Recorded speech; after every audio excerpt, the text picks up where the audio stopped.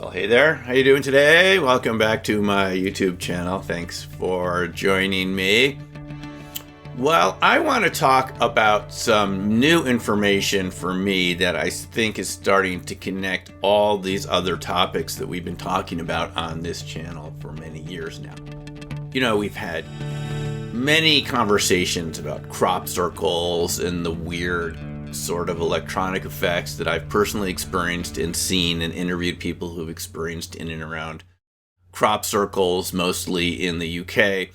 Obviously, we've talked about UFOs here, UFO materials, as they're UAPs as they're called now, and other related topics like resonant viewing, you know, this ability to perceive information, non-local information, information at a distance.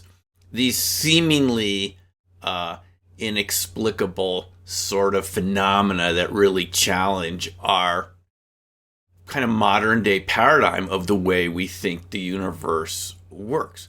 Well, there's another phenomena that's actually local to the area I'm in here, in Boulder, Colorado, and actually throughout the entire United States, and that's the Bigfoot phenomena.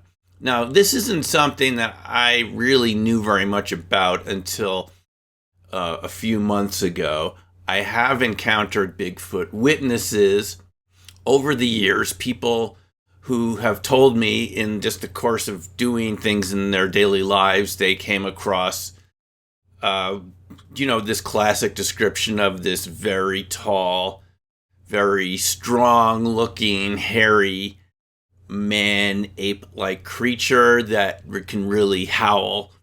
Sometimes it has a kind of an orange-colored hair. I remember talking to a realtor that said he saw such a creature. I'm using creature for lack of a better word, since we don't really know, where they actually belong in the phylogenetic tree of life. But this realtor saw this very tall, what he thought was an animal initially, in southern Colorado while he was looking at land that was for sale. And he said it walked on two legs, and it never stopped walking on two legs. In fact, it seemed to walk like a person on two legs. Another individual told me that he saw something in the Colorado Springs area to the west, up in the mountains there, Woodland Park, I believe it was, just walk over a very tall fence with just one stride, like a 6-foot tall fence. And another woman who I haven't shared her interview yet, perhaps will in the future, said that she was, again, in the Colorado Springs area, slightly to the west, and, something came up onto the porch of this house where she was living with several other women. And she was upstairs meditating. She didn't see it, but she saw this image of a Bigfoot in her mind's eye just before it let out a huge scream, which is very typical behavior for this entity.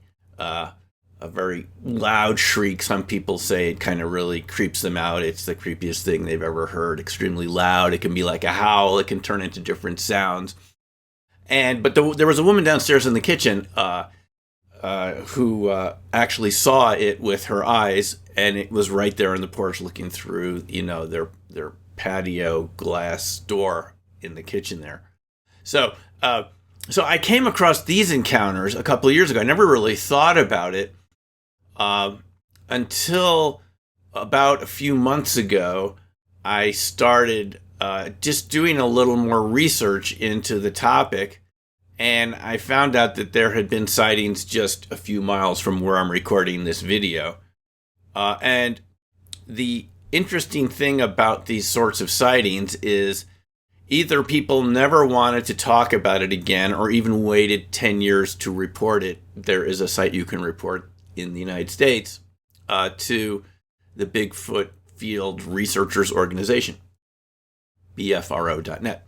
So I started looking more into these encounters, realizing they were happening around here, and I realized we're dealing with the same black swan ghost effect that I talked about when I wrote my book about UFO witnesses. Is basically this, and Jacques Vallée said this quite a while ago, the stranger the encounter, the less likely people are to talk about it. And in the cases of these Bigfoot encounters, It seems they're actually, I'm not going to say that they're really common, but they're not really rare either. But what we have in common with what we find with many of these encounters that people have is they never want to talk about it again because it's so strange.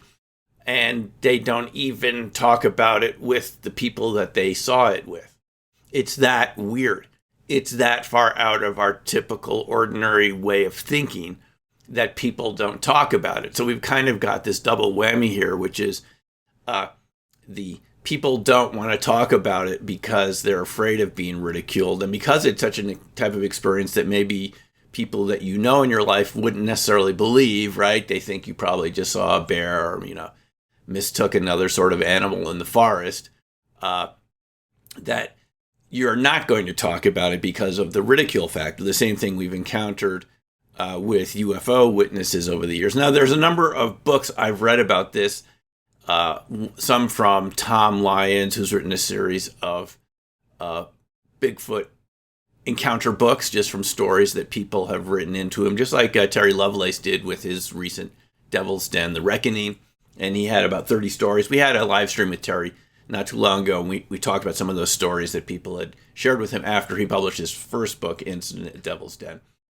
And then there's also Rusty Wilson, who's done a number of, he's a fly fisherman tour guide, and he's collected a lot of stories over the years of people's Bigfoot encounters in Colorado, in Glacier National Park, in Yellowstone National Park.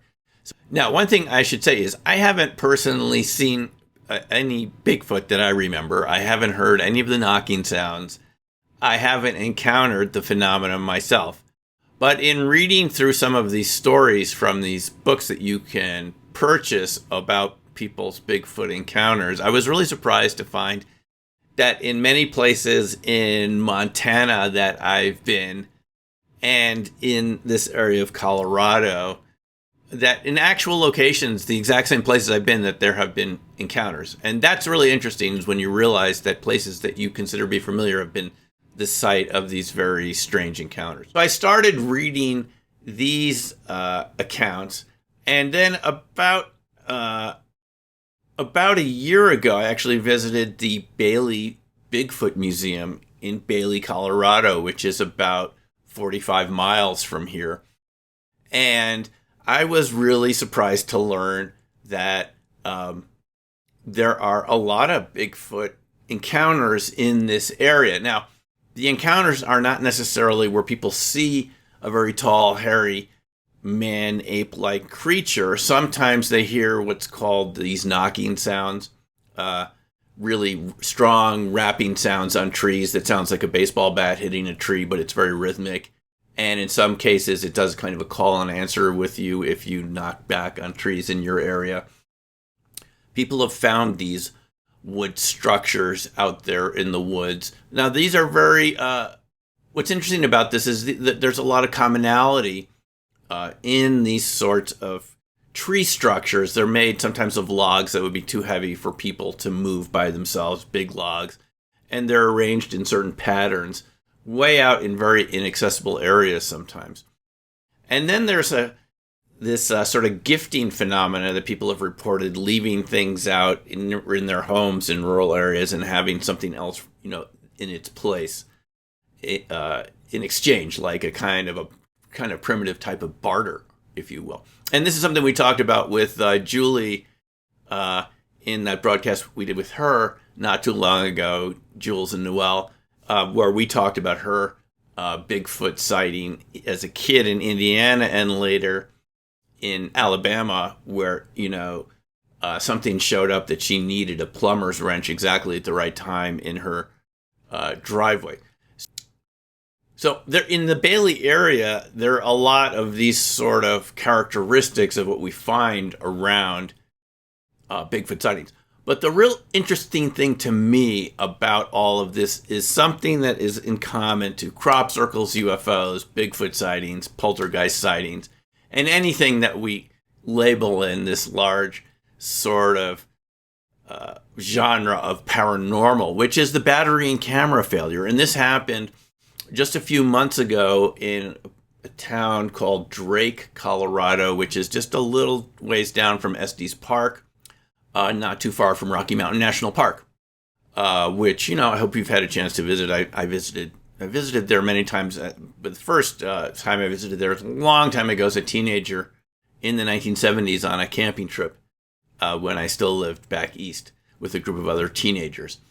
And that's when I was introduced to Rocky Mountain National Park.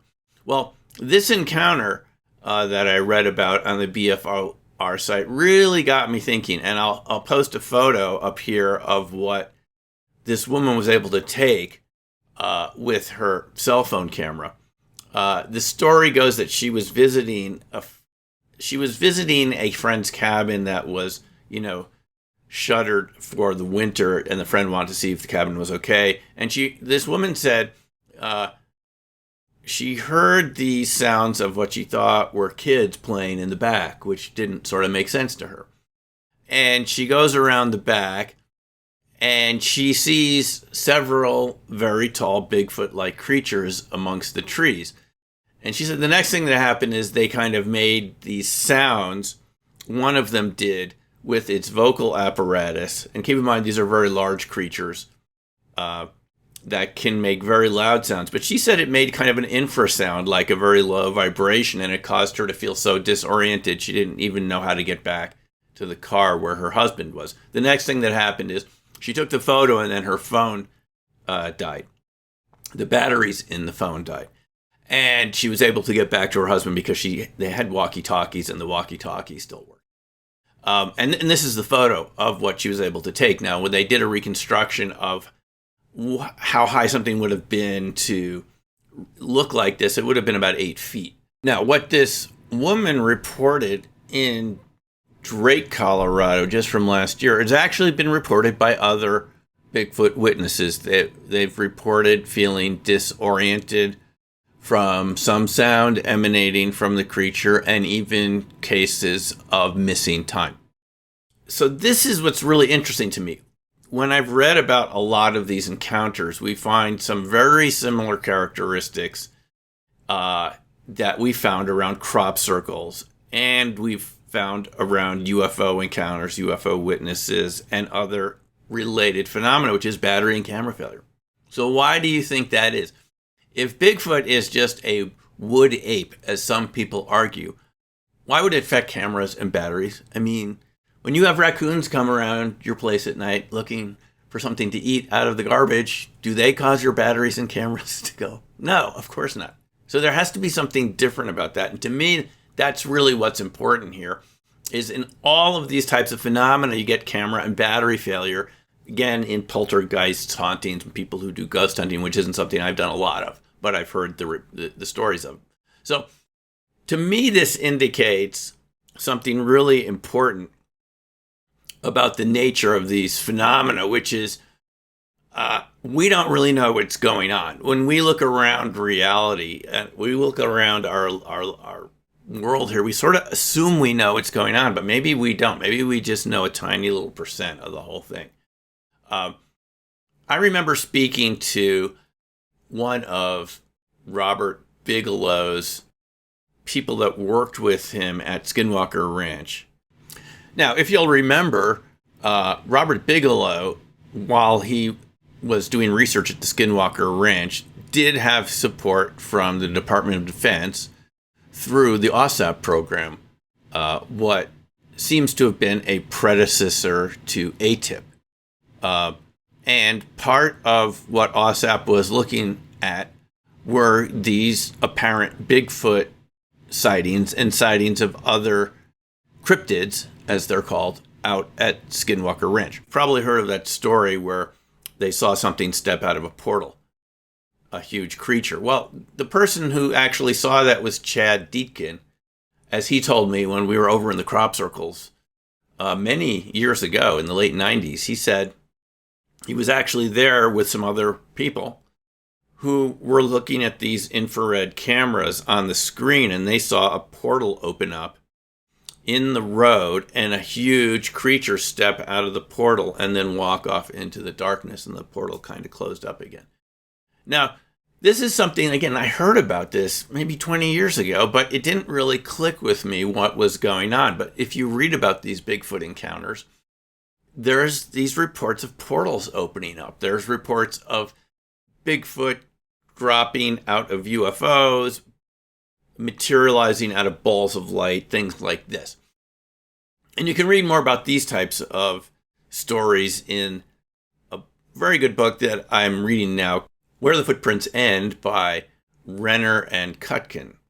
Where the Footprints End. And they go into all these sorts of very interesting kind of stories where we hear about these sorts of accounts of portals opening up and the UFO connection, the batteries, people going out on these Bigfoot expeditions in the Sierra Nevadas, having the cameras and batteries fail. Now, I've seen the cameras and batteries fail around crop circles. I've heard about it from other people. I've even heard about it from National Geographic when I filmed with them near Silbury Hill.